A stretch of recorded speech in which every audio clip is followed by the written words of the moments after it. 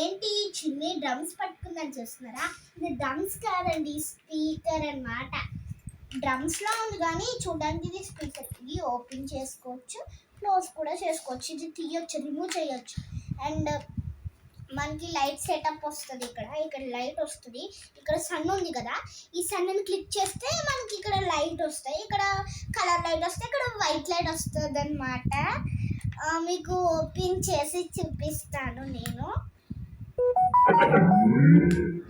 చూడండి, ఇవన్నీ లైట్స్. ఇది వైట్ కలర్ వస్తుంది అండ్ ఇది కలర్ లైట్స్. నెక్స్ట్ ఇవైతే మీడియం లెవెల్.